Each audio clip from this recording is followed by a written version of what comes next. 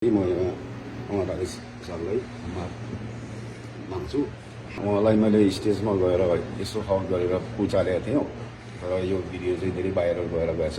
म अलिकति एग्रेसिभ भएर अब न्यु इयरको दिन अलिकति लागिसकेको थियो।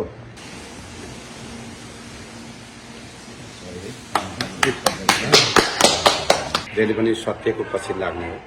सत्य तथ्य बाहिर आइसकेपछि तपाईँहरूलाई यसरी हाम्रो नेपाली दाजुभाइ नै हो, त्यो कारण मैले केही पनि कानुनी कार्य पनि गरिनँ। मेरो धर्म यस्तो पनि हुन्छ, आम माफी दिनु पनि ठुलो महान कार्य हो। हेलो नमस्ते यहाँ सबैजनालाई। अनि यहाँ हाम्रो राजेश दाइलाई नमस्ते। अस्ति म पार्टीमा उहाँको प्रोग्राममा गएको थिएँ र मेरो चाहिँ उहाँ एकदम बिगेस्ट फ्यान भएकोले गर्दाखेरि उहाँलाई मैले स्टेजमा गएर यसो फाउट गरेर उचालेको थिएँ र यो भिडियो चाहिँ धेरै भाइरल भएर गएछ। अनि म अलिकति एग्रेसिभ भएर अब न्यु इयरको दिन अलिकति लागिसकेको थियो। अनि मैले उहाँको लागि स्टेजमा गएर यसो गरेर अलिकति उहाँलाई धेरै डिस्टर्ब गरेको जस्तो पनि भयो।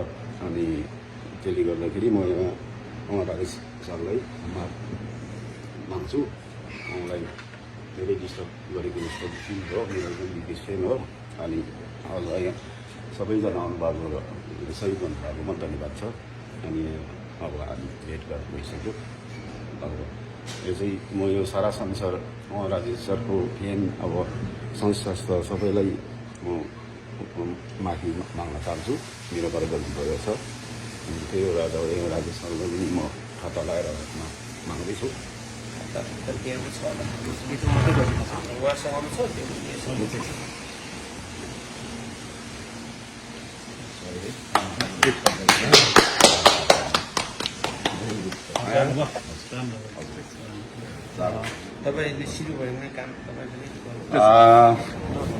धेरै मेरो अफिसियल च्यानलबाट मेरो आधिकारिक वक्तव्य ननिकालेर के भइरहेछ, धेरै शुभचिन्तकहरू देशभित्र रहने देशभित्र बाहिर रहनुभएका सम्पूर्ण शुभचिन्तकहरूमा अस्ति कार्यक्रममा के भयो कसो भयो, आयोजकहरूको धेरै कमजोरी छ या सुरक्षा सम्बन्धी भनिसकेपछि म बोलेको थिइनँ। किनकि म जहिले पनि सत्यको पछि लाग्ने हो। सत्य तथ्य बाहिर आइसकेपछि तपाईँहरूलाई यसरी म प्रेस मिट या त मेरो आधिकारिक भिडियो सार्वजनिक गराउँछु भनेकै थिएँ भित्री जसले मलाई इनबक्समा कुरा गर्नेहरूसँग। र आज उहाँ जो हुनुहुन्छ भिक्टिम्स नभनौँ, हाम्रो नेपाली दाजुभाइ नै हो, त्यो कारण मैले केही पनि कानुनी कार्य पनि गरिनँ। सामाजिक संस्थाहरूले पनि यसरी खटिरहनु भएको थियो र आज उहाँ चाहिँ आफै यहाँ मलाई भेट्छु, माफी माग्छु। म डिप्रेसनमा थोरै भएँ भन्ने चिज त उहाँकै मुखबाट सुनिसक्नुभएको छ। मलाई उहाँले माफी मागेको हुनाले मेरो धर्म यस्तो पनि हुन्छ, आम माफी दिनु पनि ठुलो महान कार्य हो र थोरै मान्छेहरूले पनि त्यस्तो दिनु सक्ला नसक्ला। तर मेरो कर्तव्य भनेको नेपाली गीत सङ्गीतलाई अन्तर्राष्ट्रिय जगतको सँगको प्रतिस्पर्धा गर्न सक्ने खालको सङ्गीत उत्पादन गरौँ भन्ने नै हो। र म आज जति वर्ष भएँ तपाईँहरूकै साथले, तपाईँहरूकै आशीर्वादले ताते गर्दै सिक्दैछु, भर्खर गाउन जान्ने हुँदैछु जस्तो लाग्छ। त्यो क्रममा अस्तिको घटना भयो, यसप्रति उहाँले माफी माग्नु भइसकेको छ र मेरो तर्फबाट उहाँलाई माफी छ। र मेरा शुभचिन्तकहरू देशभित्र रहनुभएका, देश बाहिर रहनुभएका र नेपाली गीत सङ्गीतलाई माया गर्नुहुनेले र अरू पत्रकार मित्रहरूलाई पनि हामीहरू मिलिसकेको कुरा जानकार गराउन चाहन्छु। र यो खुसीको कुरा हो। देश बाहिर छौँ, हामीहरू विदेशी भूमिमा छौँ, आफ्नो कर्म गर्नुपर्छ। धेरै बिजिएस ठाउँ यो न्युयोर्क, उहाँले पनि आफ्नो कर्म गरिरहनु भएको छ। उहाँले बताइसक्नुभयो। मेरो काम भनेको उहाँहरू जस्तालाई नै गीत सङ्गीत पस्कने हो। उहाँहरूकै कारणले म यो ठाउँ आइपुगेको छु। उहाँहरू हेर्नु आउनुभएको थियो।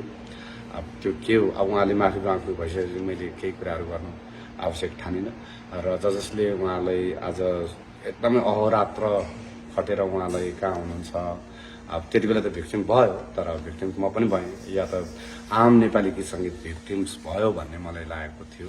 तर आज आएर होइन रहेछ, सानो दुर्व्यवहार भएको भन्ने बुझेर उहाँले आफै आम माफी भएपछि मिङमाजीको पहल, केशव राम राईजीको पहल र आयोजक इन्टायर टिम जस्तो यहाँ मसँगै पशुपति सर हुन्छ, उहाँको पनि केही कुरा आउला। उहाँहरूले पनि केही अहिले समेत विज्ञप्ति जारी गर्नुभएको थिएन र यसलाई नै विज्ञप्ति अहिले होला। यहाँ प्रेम गुरुङजी हुनुहुन्छ होइन, अनि अन्जित भाइ हुनुहुन्छ, अनि हाम्रो सर श्रेष्ठ सर अञ्जन श्रेष्ठ सर हामीको पहलमा र डिजे जाङ्गुको पहलमा हामीहरू यहाँ छौँ।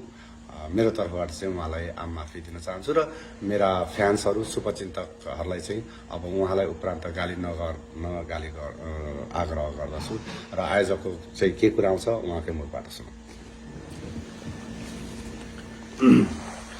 डिसेम्बर 31 का दिन हाम्रो आयोजक टिमले आयोजना गरेको राई इज किङ राजेश पायल राई 2022 नामक कार्यक्रमको लागि नेपालबाट राजेश पायल राईज्यूलाई बोलाएका थियौं र सो सम्झौता अनुसार नै कार्यक्रम भएको हो। दर्शक भएर आउनुभएका उहाँले गायक राजेश पायल राईज्यूलाई अंगाल्छु माया गर्छु भन्दा अकाशमा होस गुमाई दुर्व्यवहार भएको सर्वविदित छ। यथास्थितिमा उहाँले माफी माग्नु भएकोले र अब उपरान्त यस्तो कार्य नगर्ने वाचा गर्नु भएकोले गायक राजेश पायल राईज्यूले पनि माफी दिनुभएको छ। आयोजकको तर्फबाट अब यी यस्ता घटना नदोहोरिने र नदोहोराउने वाचा गर्छौं। कलाकार देशको गहना हो र त्यसलाई हामी सम्मान गर्छौं। हामीले राजेश पायलज्यूलाई सुरक्षा व्यवस्था हुँदा हुँदै यो घटना हुँदा हामी मूर्छित छौं अनि लज्जित छौं। हामी आयोजक टिमप्रति उहाँप्रति क्षमा माग्दछौँ। Thank you. तपाईँहरूलाई पनि मेरो माफी छ, किनकि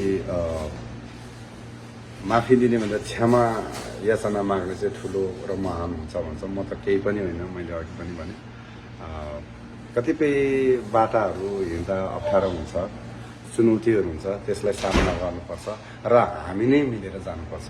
हामी भनेको नै हामी भन्ने शब्दमै शक्ति छ।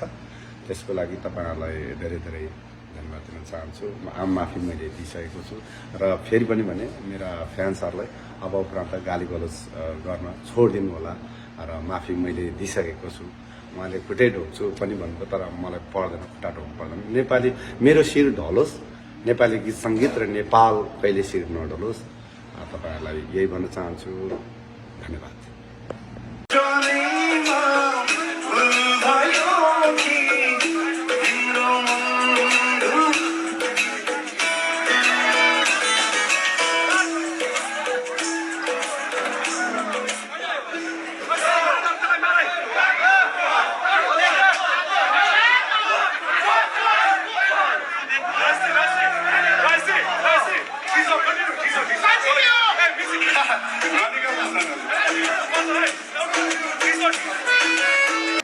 Thank you. केही छैन, पछाडिबाट अङ्गालो पनि मिठै लाग्छ राजेश पायल राईलाई। अगाडिबाट आएको चाहिँ ज्वालामुखी पनि म निल्छु जस्तो लाग्छ। अगाडिबाट आएको ज्वालामुखीहरू पनि म निल्छु जस्तो र पचाउँछु जस्तो लाग्छ। तर मलाई पछाडिबाट आएको अङ्गालो त झनै स्वीकार्य छ। राजेश पायल राई न कहिले हार्न जान्दछ, न कहिले भाग्न जान्दछ। किनकि राजेश पायल राई त्यो देशको माटोले जन्माएको हो जुन देशको माटो छुन पनि स्वर्ग पुगे जस्तो छ। त्यो हो बुद्धको देश र सगरमाथाको देश। नेपालबाट आएको हो र नेपाललाई कसैले हराउने कोसिस मात्र गर्छन्, त्यो ठुलो दुस्साहस गर्दैछ। Thank you. Happy new year. आजको दिन यी रिस राखहरू सबै डिलेट हुन्। हामीहरू सदा सुखी हौँ। तपाईँ हामीले चाहेको पुरा होस्, किनकि तपाईँहरू यतिका धेरै काम छोडेर, आफ्नो ड्युटी छोडेर, परिवार छोडेर मेरो लागि र मेरो सङ्गीतको लागि आउनुभएको छ। त्योभन्दा ठुलो आशीर्वाद केही हुन सक्छ जस्तो मलाई लाग्दैन। पैसा त आज कमाइन्छ, भोलि जान्छ। तपाईँ मरेर जाँदा पनि पैसा तपाईँसँग लाएर लगेर जानुहुन्न। त्यो कारणले आज जुन माया छ, जुन प्रेम छ, त्यो चाहिँ तपाईँ मरेर गए पनि रहिरहन्छ र राजेश पायल राई गीत सङ्गीत त्यसरी रहन्छ जसरी तपाईँहरू यति भए पनि माया गरेर आइदिनु भएको छ। मलाई केही छैन, म त्यतै एप्रिसिएट मान्छे हो टिकटकमा भाइरल हुनुको लागि त्यस्तो गर्नुभएको होला तर मलाई लाग्छ कि भाइरल चिजहरू त्यस्तो हुनु हो त्यो जीवनमा उहाँले सोचेर उहाँ आफै आत्महत्या गर्नुहुन्छ जस्तो लाग्छ त्यही कारणले सत्य मान्छेलाई सत्य कुरालाई कहिल्यै पनि हामीले बिना आकलन गर्नु हुँदैन हे ब्रदर थ्याङ्क यू हो कि होइन साथीहरू चुपचाप बस्नुभयो त यहाँ हामी जति छौँ जे छौँ सत्यमा अड्यौं सत्य नै संसार हो सत्य नै विश्वास हो र विश्वास नै जीवन हो कृपया एकचोटि मनन गर्नुहोस् तपाईँ हामी के को लागि आएका छौँ र कसका लागि आएका छौँ के को लागि युएसए न्युयोर्क बसिरहनु भएको छ कृपया आफ्नो माटो आफ्नो देशलाई सम्झिने कोसिस गर्नुहोला happy new year thank you okay 15 जाङ्गो थ्याङ्क यू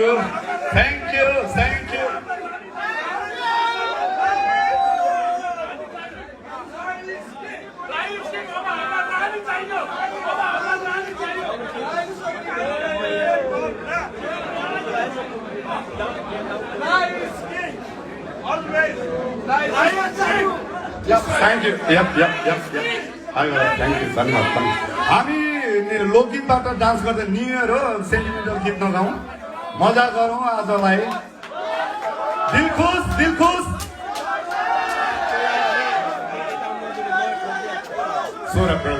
जाङ्गो 15 जाङ्गो अब रमाइलो गरौँ है आजको रिसरात कोरोनालाई हामीले जितेका छौँ यस्ता अनेकौं युद्धहरू आउने गर्छ अनेकौं सामानहरू आउने गर्छ त्यसलाई हामीले जित्नुपर्छ किनकि हामीहरू नेपाली धरतीको छोरा हौं र यो छोराहरू कहिले पनि हार्नु हुँदैन त्यसो भन्दामा छोरीहरू पनि हुनुहुन्छ छोरी भनेको छोरा हुने धरती माता पुत्र भनेको नै एकै हो त्यो कारणले मैले छोराहरू मात्र भनेको पक्कै छैन नेपाली माटोमा जन्मिएको नेपाली धरतीमा जन्मिएकोले संसारभर हामीहरू सत्य बाँडौँ संसारभर इमान्दार बाँडौँ अब सुरु गरौँ तपाईँहरूको सिटको बेल बाँध्नु होला रेडी ह्याप्पी न्यू इयर 15